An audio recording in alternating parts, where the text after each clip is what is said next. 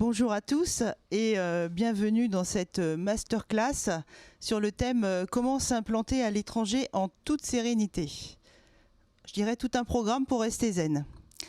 Je me présente, je suis Corinne Martinez, responsable de développement export chez BPI France Assurance Export. Et je suis aujourd'hui avec Julie. Julie, je te laisse te présenter. Donc moi, c'est Julie Dame, je suis aussi responsable développement export chez BPI France Assurance Export. Donc durant cette intervention, si vous avez la moindre question, n'hésitez pas à les poser sur le chat. Nous les releverons et il y aura un temps à la fin qui sera consacré pour y répondre.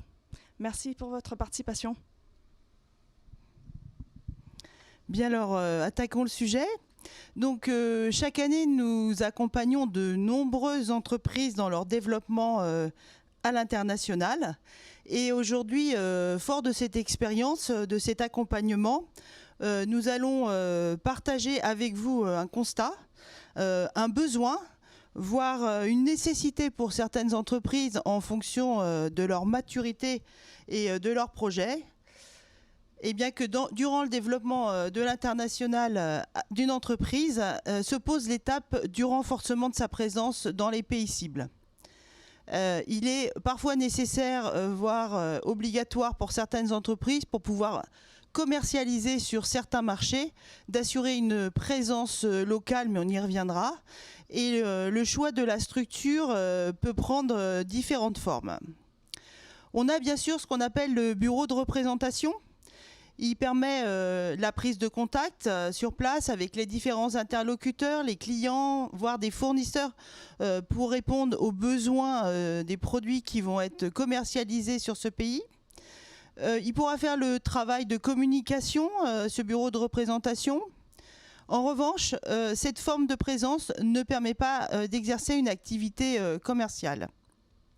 On a aussi l'agent commercial installé, qu'on retrouve dans plusieurs produits, souvent même dans l'agroalimentaire, nous avons beaucoup cette notion d'agent commercial, mais pas que. Donc cet agent commercial qui sera sur place représentera l'entreprise face donc à des acheteurs potentiels, sera là évidemment pour faciliter la négociation commerciale.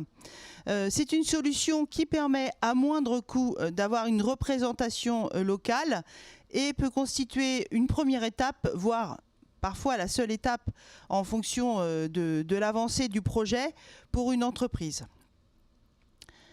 La succursale.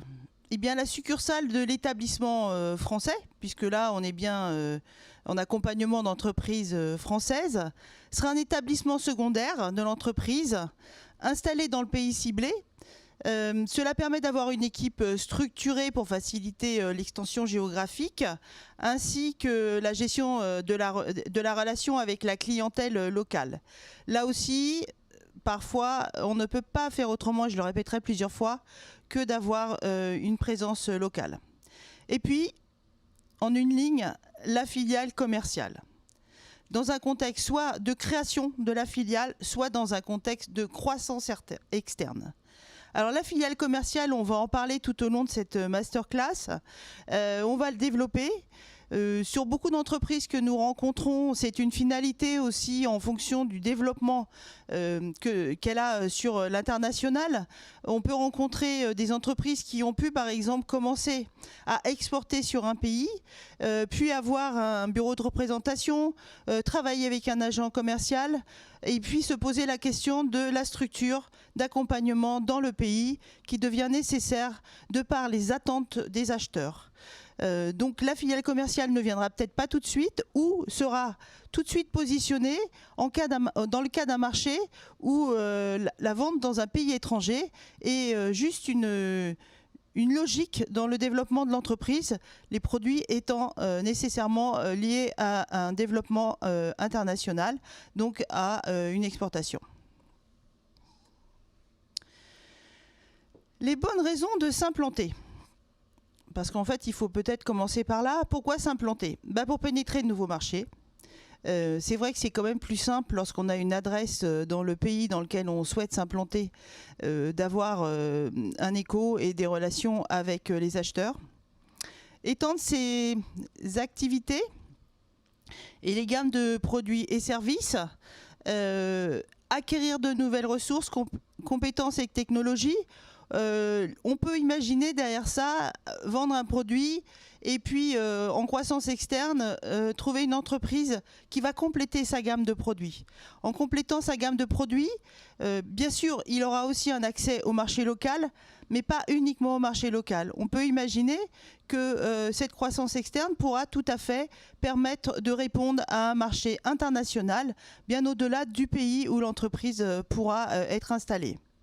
Ça lui permettra à l'entreprise française de développer un nouveau savoir-faire pour pouvoir répondre toujours aux exigences du marché ou un positionnement commercial avec une maturité sur une offre qu'elle n'avait peut-être pas et qu'elle va acquérir avec l'expérience de cette nouvelle entreprise. Ça permet également de contourner les barrières à l'entrée. Il faut y penser, la fiscalité, les normes, les barrières douanières, pour pouvoir à ce moment-là avoir une vente directe depuis cette filiale, de développer des avantages concurrentiels, et bien évidemment, c'est sûr qu'en ayant un poste sur place, en ayant des personnes qui pourront répondre directement aux besoins des entreprises sur place, ça vous donne un avantage concurrentiel relativement important.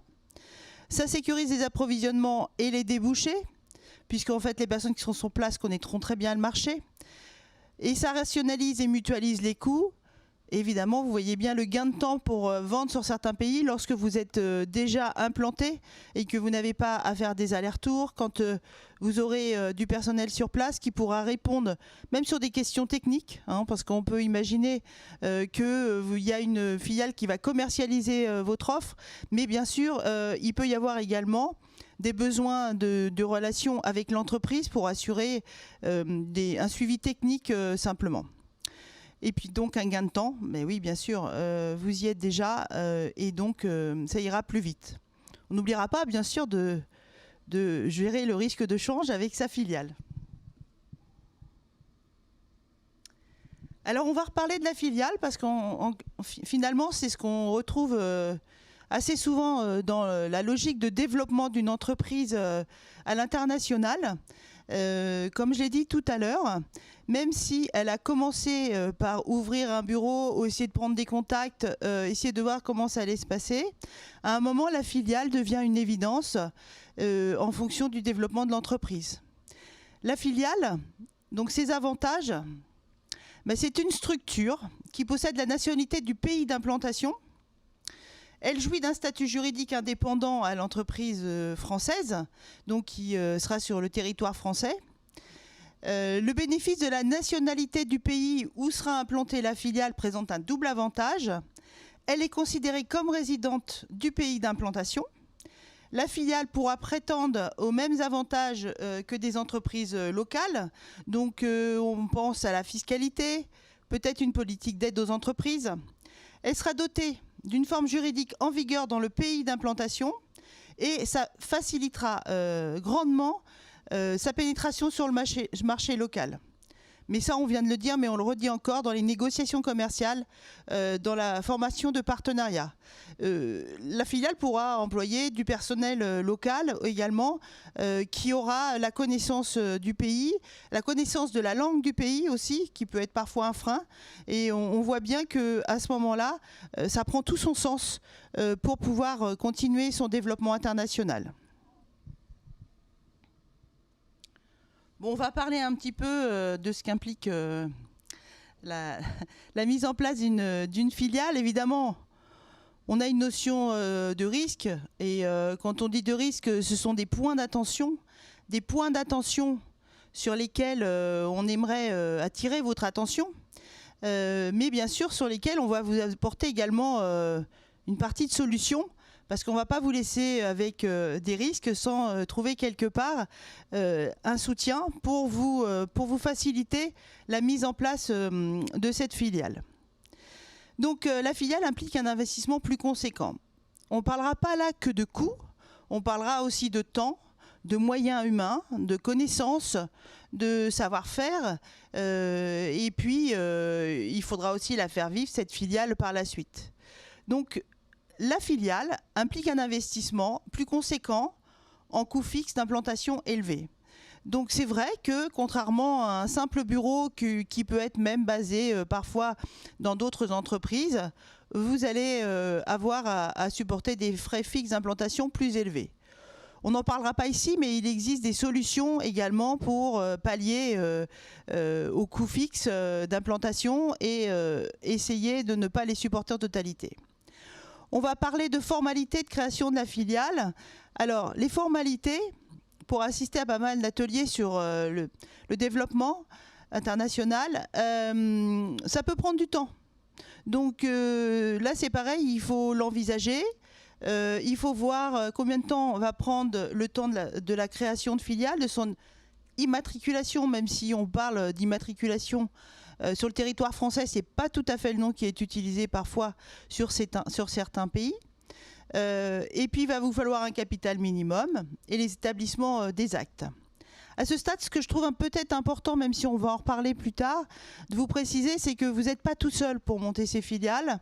Vous pouvez avoir et faire appel à des personnes compétentes qui sont des experts qui pourront vous accompagner pour créer ces filiales. On pense bien sûr à tout la Team France Export, on pense au conseil export, on pense aux banques qui aussi ont des conseils qui pourront vous accompagner. Et en fonction de la structure de l'entreprise, si l'entreprise est de taille importante ou si elle est plus petite, il est vrai que se faire accompagner dans la création, connaître un peu les formalités pour accompagner l'entreprise et voir un petit peu quels sont le passage obligé, je dirais, et le temps obligé pour pouvoir mettre tout ça en place n'est pas négligeable pour pouvoir aboutir plus facilement et déjouer en fait les complications qui peuvent en découler si on n'a pas un niveau d'information suffisant. Mais aujourd'hui, il y a plein de masterclass qui vous aident à réduire tous ces risques. Il y a un engagement qui s'inscrit dans le moyen-long terme. C'est sûr que juste travailler avec un agent, l'engagement, il est plus court terme et vous n'avez pas l'idée de vous engager à plus long terme sur une structure en fait, qui continuera à vivre pendant plusieurs années. Et en fait, on l'espère, hein, parce qu'on va voir pourquoi après. Donc, c'est plus long terme, donc il faut arriver à vous projeter.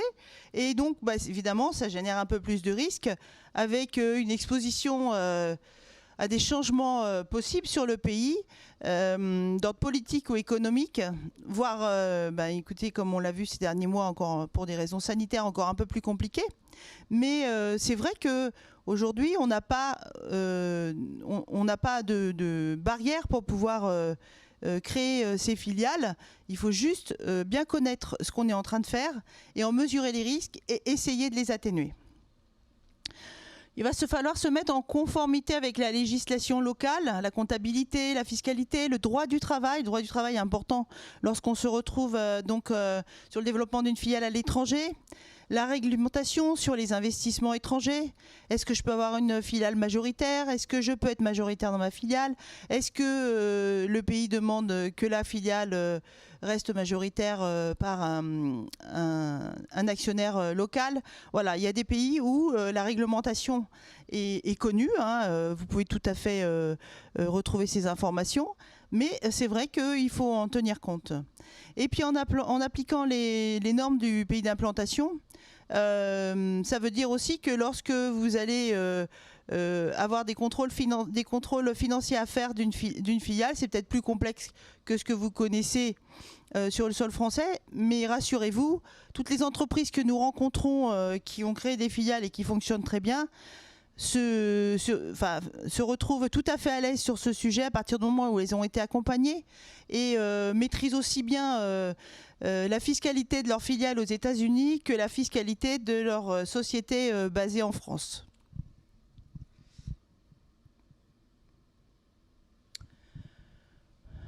Donc, si on voulait un peu résumer ce qu'on constate aujourd'hui auprès des entreprises et ce qui est notre quotidien hein, dans l'accompagnement des entreprises à l'international, on peut dire que ce qui est vu et constaté, la filiale est la forme la plus aboutie d'une présence internationale et elle possède de nombreux avantages.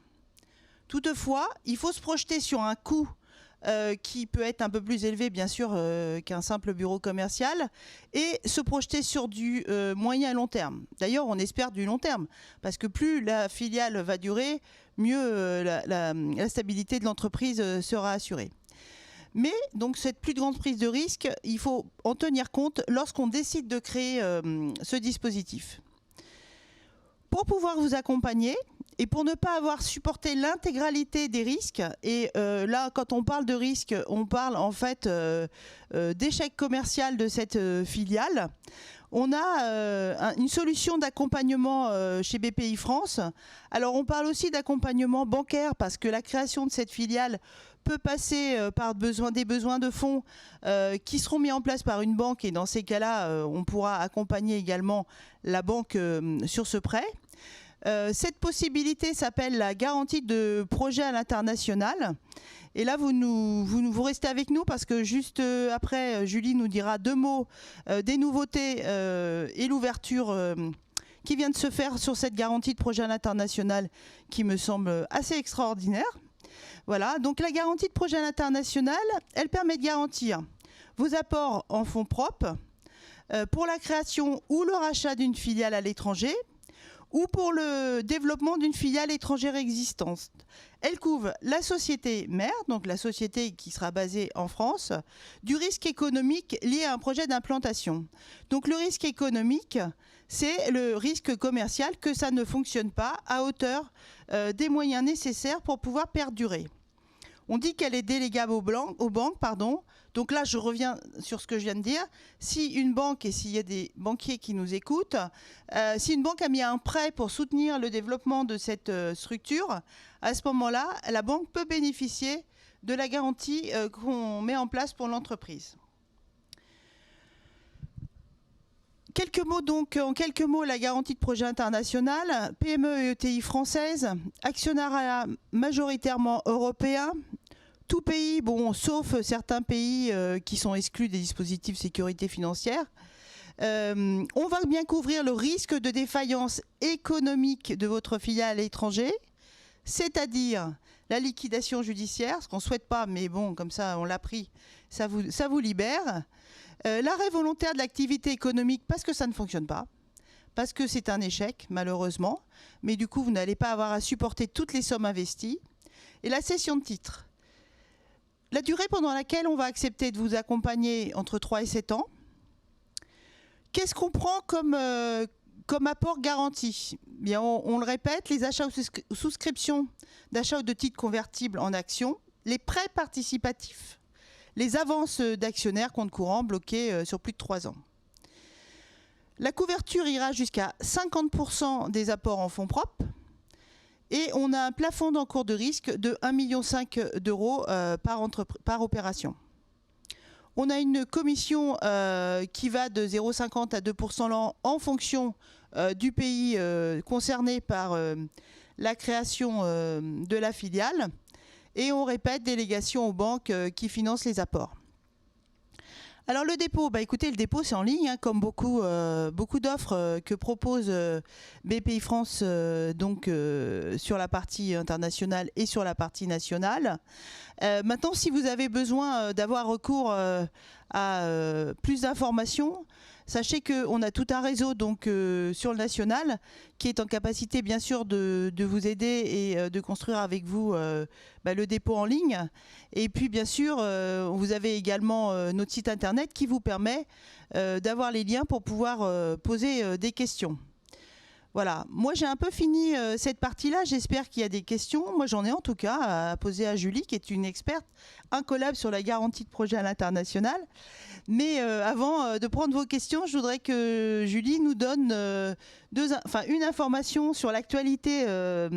Alors on va dire GPI, garantie de projet à l'international, hein. On va mettre un peu de jargon quand même dans notre présentation. GPI, c'est peut-être un mot que vous entendrez à plusieurs reprises. Parce qu'une actualité importante est nécessaire. Julie, je te laisse en parler. Merci Corinne pour la présentation. Je vois que là, il n'y a pas de questions encore. Donc, soit peut-être, je pense que Corinne a été très claire dans sa présentation. Mais voilà, vous avez encore un peu de temps, donc n'hésitez vraiment pas à poser vos questions.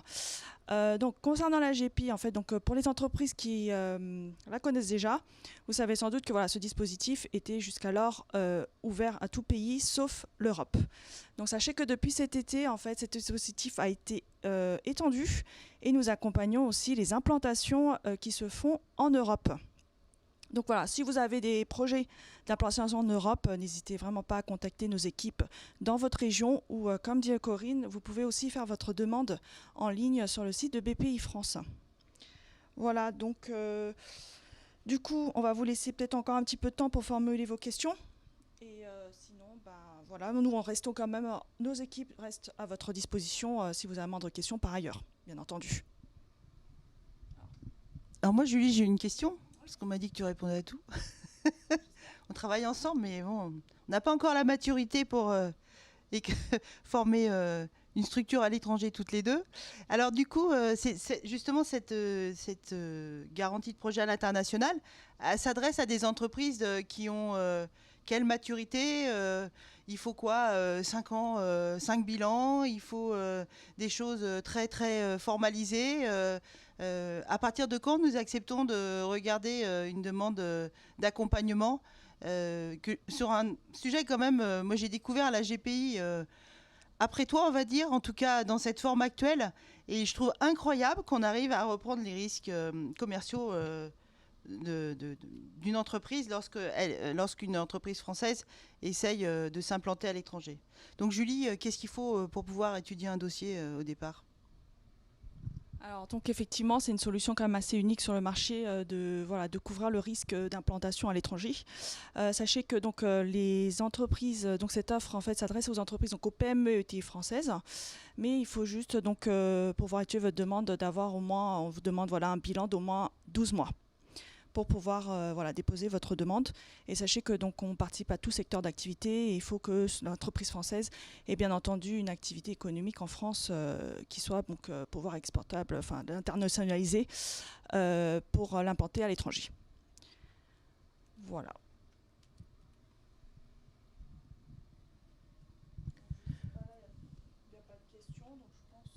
Toujours pas de questions. Écoutez, c'est super clair. Peut-être que ça viendra après. Nous, on utilise la tablette pour pouvoir lire vos questions en direct.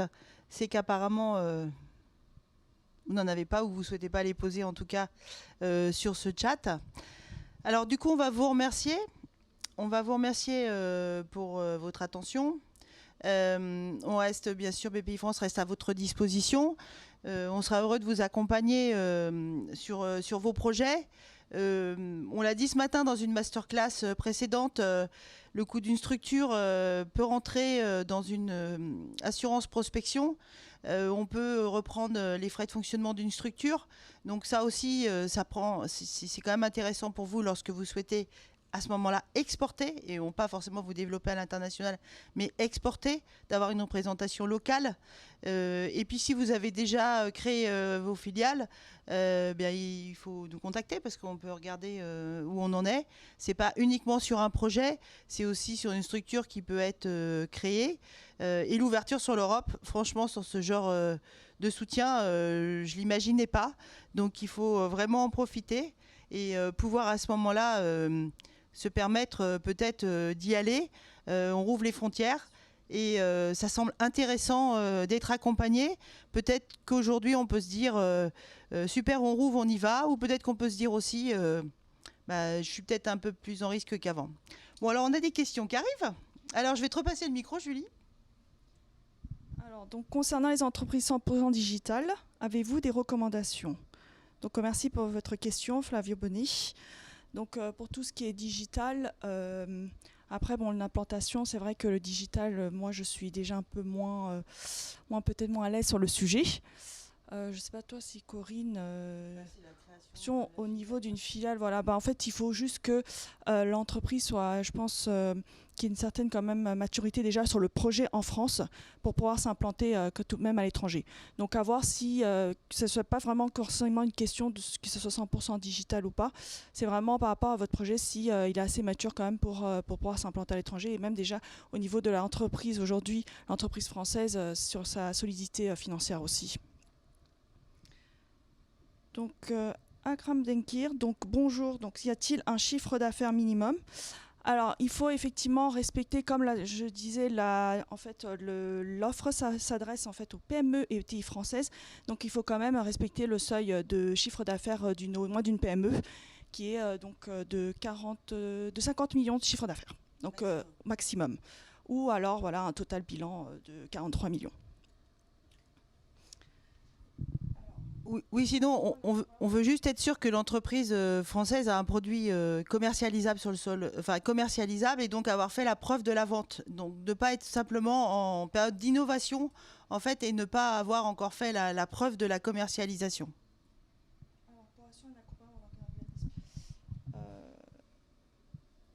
Alors, du coup, pour assurer l'accompagnement par notre organisme, donc quand vous demandez juste si c'est pour la GPI. Donc pour demander par rapport donc à la GPI exactement, ce qu'on demande exactement, donc il faut que votre entreprise, donc on a un certain nombre de documents à vous demander, mais pour pouvoir être éligible déjà à la demande de GPI, donc il faut être une PME ou une ETI française. Donc avoir un actionnariat qui est un actionnariat indirect ou direct qui est majoritairement européen, et avoir quand même au moins un bilan d'un an. Avec le chiffre d'affaires.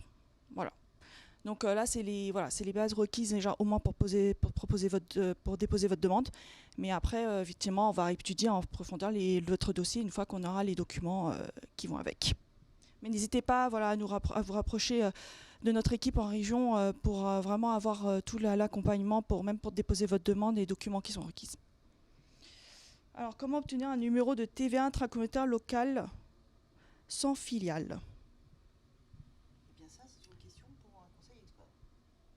Effectivement. Ça, c'est une question pour un conseil export et dans le pays où vous souhaitez aller. Parce que ça ne correspond pas tout à fait au sujet que nous traitons avec les entreprises aujourd'hui.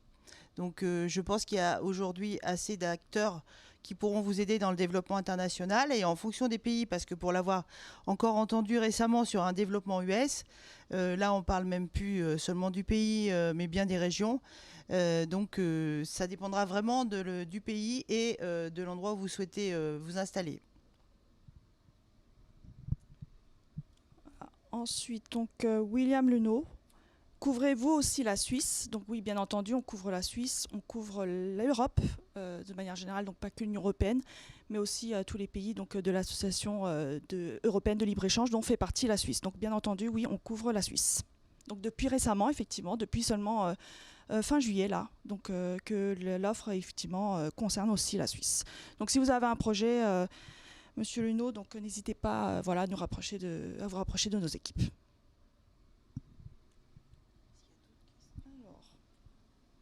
Je vois qu'on n'a pas d'autres questions. On va peut-être vous laisser encore un petit peu de temps si vous souhaitez pour vous laisser le temps de poser vos questions.